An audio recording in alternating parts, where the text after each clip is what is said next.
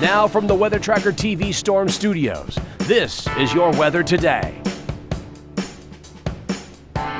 Here's Chief Meteorologist William Cole. All right, folks, here we go. Right out of the gate on this Tuesday. Again, hopefully your Tuesday morning is starting off well. Fairly quiet out there weather-wise, not a lot going on.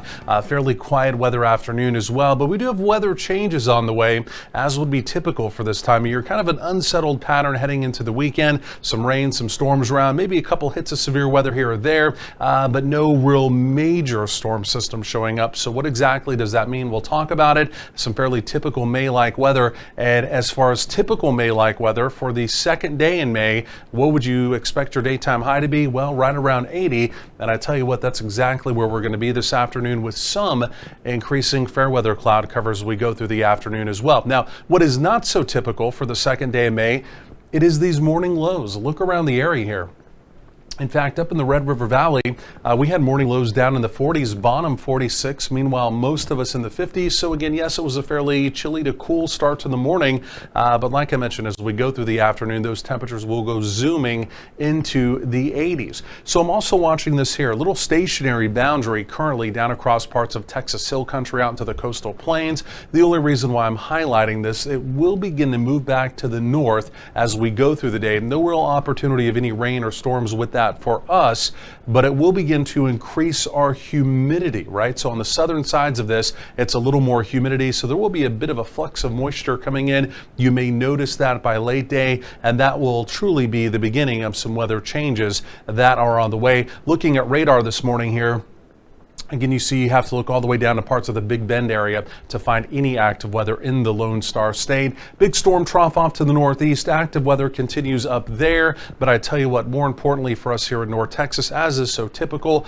we're looking out to the west this time of year, and we've got a fairly decent upper level storm system here, jet stream storm system. And again, you can see this area spin. Now, at least in the near term, over the next several days, it's not so much that this storm system is going to come out into the southern plains, but you can see the flow wrapping around it. We've got a little piece of energy down here that's going to be slingshotted around that area of low pressure right into the southern plains, and it's going to give us an opportunity for us here in North Texas beginning Thursday and even into Friday for an opportunity of rain and storms. Could be a little bit of severe weather with that, but again, the devil's in the details, and we'll talk more about that coming up. But at least for today, Tuesday, could be a few stronger to severe storms. In fact, maybe even a couple supercells out across parts of West Texas, even down into parts of the Permian Basin. And the reason why that's going to be important for us here in North Texas, take a look at future radar as we go through the day. You can see all the activity staying well out to the west, but after midnight tonight,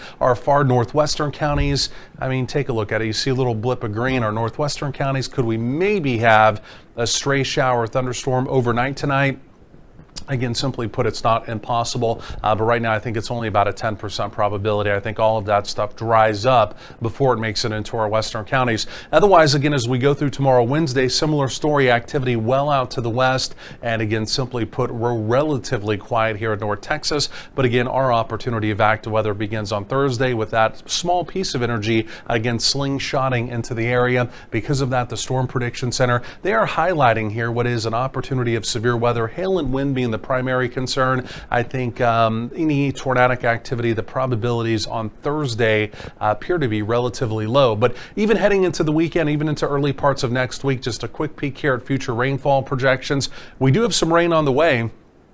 And again, this is the good news part of all of that. And again, you can see some locations may pick up an inch or even more. Again, all things combined, right? All those days added up. And again, I'll show you that on the 12-day coming up as well. Otherwise, a lot of 80s. These are your daytime highs. So again, after the cool morning, again, 80s for daytime highs. And again, we'll also have that increase in cloud cover as we go through the day.